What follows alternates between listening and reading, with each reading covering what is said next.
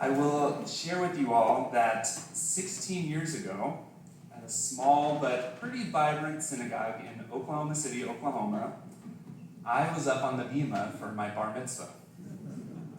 And my Devar Torah was all about this week's portion, Parshat Shmini, and it includes the laws of kashrut. But instead of that route, because I'm still trying to figure it out now, I talked about Nadab and Abihu, two of Aaron's sons who mysteriously, somehow, disobeyed God and were swallowed up in a blaze of fire.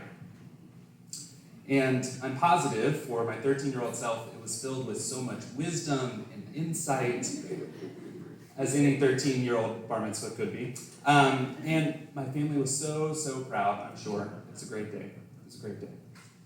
So, 16 years later, if it's all right with you, I'd like to come back to my bar mitzvah portion and look at this story again with a little bit more wisdom and a little bit more insight.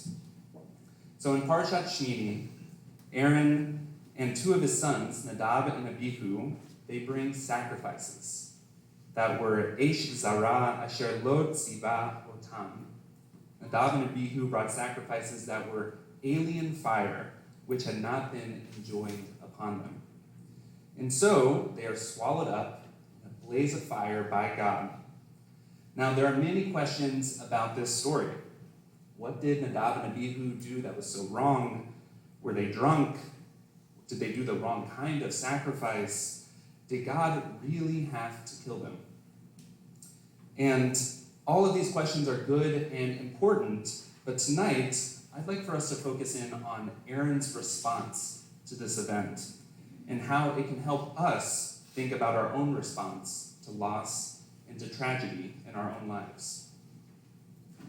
So the initial response that we get from Aaron is two small yet significant words, Vayidom Aharon.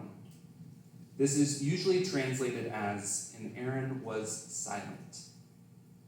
Now, any kind of response to a tragedy such as this would be totally understandable. But it still begs the question of why. Why is Aaron silent? Rashi, our commentator from the 11th century, thinks it's because of piety. That Aaron is so pious, so dedicated to God's rules and actions, that he's not going to protest. In fact, from this interpretation, Aaron maybe thinks that what his sons did was so wrong that this was the right punishment.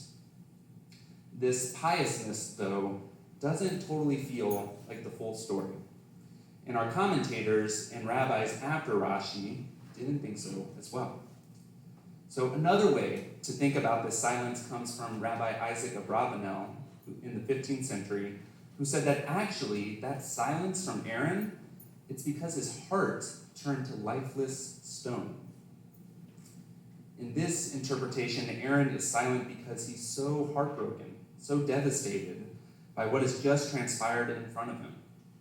Sometimes, maybe many times in our lives, there are just no words. And yet, other times, silence isn't the response at all. Another commentator, Hizkuni, notes that Aaron's response is similar to that of the prophet Ezekiel after the death of his wife. He'anek dom, moaning softly. Just like Ezekiel, what if Aaron wasn't silent, but was actually moaning softly, quietly for this loss?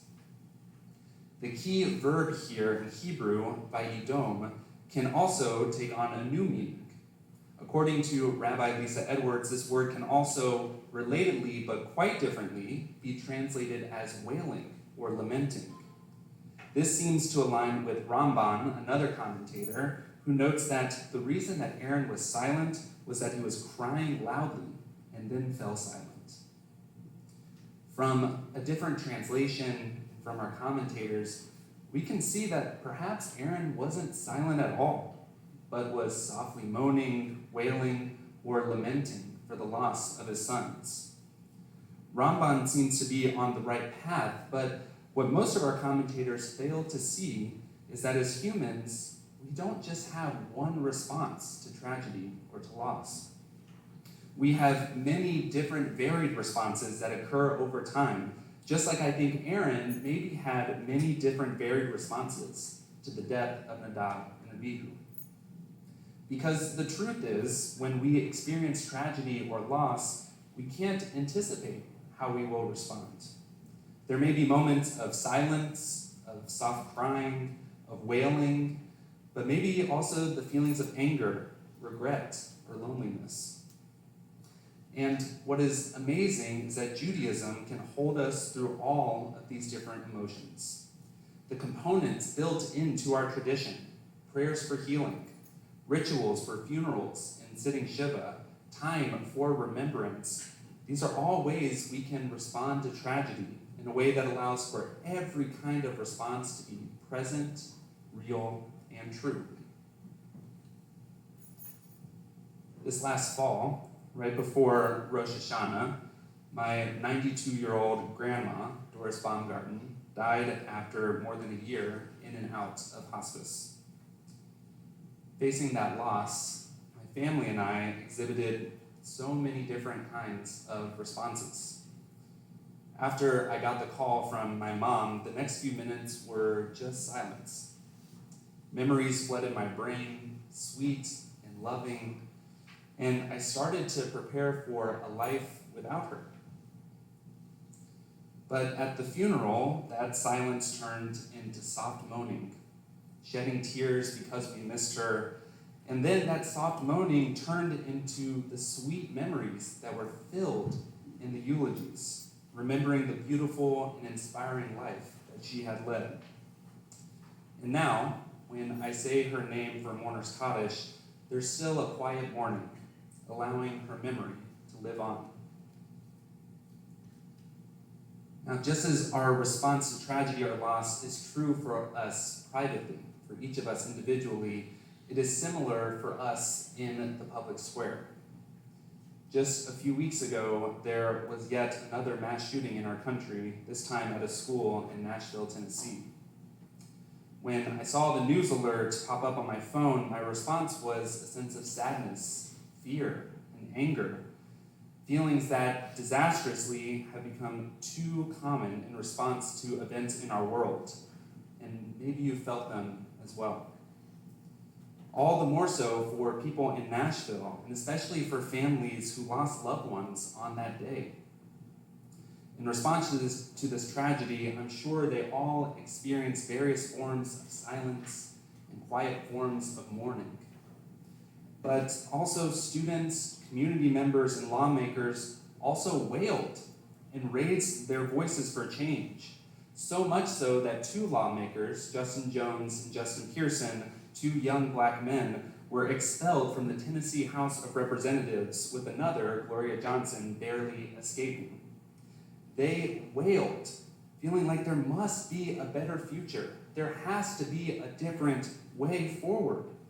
As Justin Pearson said as he was reinstated this week, recalling the words of the prophet Amos, there must be a time in which justice will roll down like waters, and righteousness like an ever-flowing stream. With each private loss, the end of a relationship, a difficult diagnosis, the death of a loved one, and with each big event in our world, the fall of Roe v. Wade, violence in Israel and Palestine, attacks on trans folks, they each deserve our attention and they each deserve a response. But that response will be different for each of us. For silence allows for a palpable feeling of hope. A soft cry exudes compassion, and a wail brings forth power and truth. They are each a way to respond to tragedy and loss, but in ways that ensure and protect our humanity in the process. For we are only human, after all. I want to thank you all for allowing me to go back to my bar mitzvah portion and allowing us to explore this response from Aaron in our Torah. For there's an enormous amount of space between silence and wailing. And as we respond to all kinds of tragedy and loss, we deserve to be our most human self. Whether he was silent or wailing or something in between, we can't go back and change this story for Aaron in our Torah. That enormous loss was just heartbreaking in that moment. But we can change this for ourselves. That as we confront tragedy, loss, and change of all kinds in our lives, we must give ourselves the chance to express the full range of emotions, to respond to those losses as we need to be fully, completely human. Shabbat Shalom.